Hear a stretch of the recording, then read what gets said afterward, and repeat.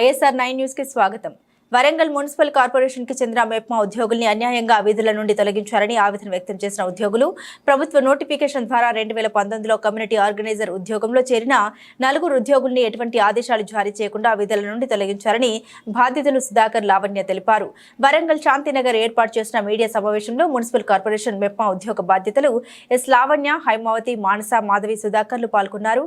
ఈ సందర్భంగా సుధాకర్ లావణ్యలు మాట్లాడుతూ గతంలో GWNC పరిధిలోని మెప్మాలో పనిచేస్తున్న 4 ఉద్యోగులు అవినీతికి పాల్పడడంతో వారిని తొలగించి వారి స్థానంలో GWMC నోటిఫికేషన్ జారీ చేయగా ఉద్యోగంలో చేరామని బాధిత ఉద్యోగులు తెలియజేశారు. అవినీతికి పాల్పడ్డ 4 ఉద్యోగుల్ని తిరిగి మెప్పల్ శాఖలో చేర్చుకుని ప్రస్తుత ఉద్యోగులకు అన్యాయం చేస్తున్నారని ఆవేదన వ్యక్తం చేశారు. ఈ విషయంపై హన్మకొండ కలెక్టర్ కి ఫిర్యాదు చేసినా పట్టించుకోవడం లేదని తమ గోడును విన్నవించుకున్నారు. అవినీతికి పాల్పడ్డ ఉద్యోగుల్ని తొలగించి తిరిగి తమకి విధులను అప్పగించాలని, లేకపోతే తమకు చావే శరణ్యమని బాధితులు సుధాకర్ లావణ్యలు పేర్కొన్నారు. నోటిఫికేషన్ ద్వారా మమ్మల్ని 10 మందిని తీసుకోవడం జరిగింది. 10 మంది నోటిఫికేషన్ ద్వారా వచ్చిన తర్వాత మమ్మల్ని రిక్రూట్మెంట్ ఆర్డర్ ఆఫ్ మెరిట్ ప్రకారము డిప్యూటీ కలెక్టర్లు, అడిషనల్ కలెక్టర్ యొక్క ఆధ్వర్యంలో మమ్మల్ని ఇంటర్వ్యూ చేసి మా ఉద్యోగ భర్తీ అనేది జరగడం జరిగింది. ఏంటిదంటే 3.5 సంవత్సరాల తర్వాత చేసిన తర్వాత ఒక 10 మంది ఇంతకుముందు ఫ్రాడ్ చేశారని చెప్పేసి వాళ్ళను తీసేయడం జరిగింది. ఆ 10 మందిలో 5 కోర్టుకు వెళ్ళి వాళ్ళకి సంబంధించిన ఫేవర్ అంటే అప్పుడున్న అధికారులు కరెక్ట్గా ఎంక్వైరీ చేయలేదని చెప్పేసి వాళ్ళను మళ్ళీ ఎంక్వైరీ చేయాలని చెప్పేసి ఆ కోర్టు నుంచి ఆర్డర్స్ తీసుకురావడం జరిగింది. దాని ప్రకారమే కోర్టు వాళ్ళు ఆర్డర్స్ ఇచ్చి వాళ్ళకు రీఇన్స్టేట్ చేసుకొని వాళ్ళకి సంబంధించిన మళ్ళీ ఎంక్వైరీ ప్రాపర్గా చేయాలని చెప్పేసి చెప్పడం జరిగింది. అది కూడా పూర్తయి దగ్గర 6 మంత్స్ అవుతున్నా కానీ సంబంధిత కలెక్టర్లు కానీ, హన్మకొండ కలెక్టర్ మాకు యొక్క సంబంధించింది రిక్రూట్మెంట్ బాడీకి ఏజెన్సీకి హెడ్ అండి. సో మేడం గారు దీనికి సంబంధించింది అసలు ఎలాంటి చర్యలు తీసుకోవడం లేదు. మేము చాలా నిరుపేద కుటుంబం నుంచి వచ్చిన వాళ్ళము. సో మాకు ఎలాంటి న్యాయం కోసం వెళ్తున్న క్రమంలో కనీసానికి మా ప్రాబ్లం చెప్తున్నా కానీ ఒక బ్యూరోక్రాట్గా మేడం కనీసానికి రెస్పాండ్ కావడం లేదు. ప్రతిసారి ఎలక్షన్స్ ఉన్నాయి అని చెప్పేసి ఎలక్షన్ తర్వాత వెళ్ళినా కానీ దీని గురించి కనీసానికి పట్టించుకోవడం లేదు. సో ఇప్పటికైనా ఇక మాకు చావే శరణ్యం లెక్క ఉంది. ఇప్పుడు మా కనీసం ఇప్పుడు సంవత్సరం ధర నుంచి మేము ఎలాంటి జాబులు కానీ మా ఉద్యోగం మాకే వస్తాయని చెప్పేసి అప్పుడున్న అధికారులు మాకు చెప్పడం జరిగింది. ఉన్నతాధికారులు మరియు పొలిటికల్ లీడర్స్ కూడా మాకు హామీ ఇవ్వడం జరిగింది. ఎందుకంటే ఇప్పుడు మీరు ఎలాంటి తప్పు చేయకుండా మీరు వచ్చారు కాబట్టి మీకు ఎలాంటి అన్యాయం జరగదు, మీరు తప్పకుండా మీ ఉద్యోగాల్లో మీరు వెళ్తారని చెప్పేసి మమ్మల్ని హామీ ఇచ్చారు. మేము కోర్టులో కేసు కూడా విత్డ్రా అవ్వడం జరిగిందండి.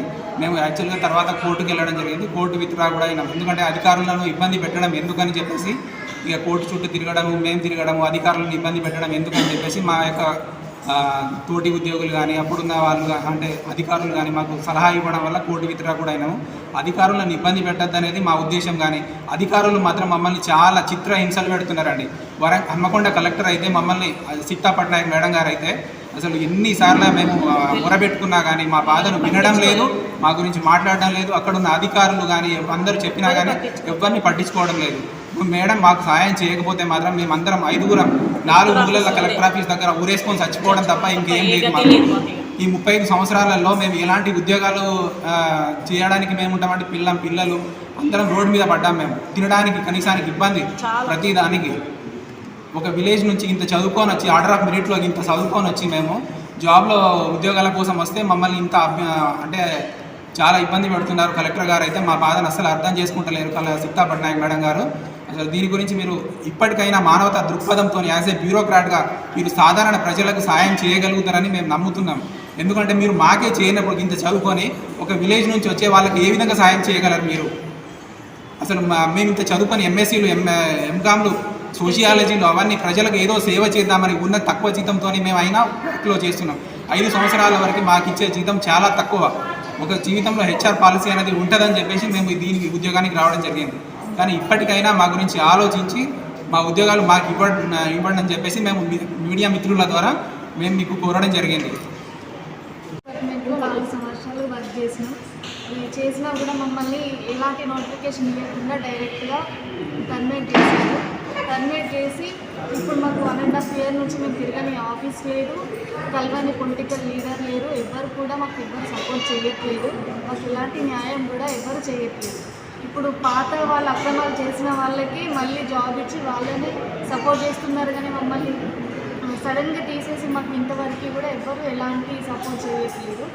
మరి అక్రమాలు చేసిన వాళ్ళకి ఈరోజు రేపు ఉంది, కానీ మాకు ఇలాంటి జెన్యూన్ పర్సన్స్కి మాత్రం ఎవ్వరు సపోర్ట్ చేసి మాట్లాడట్లేదు.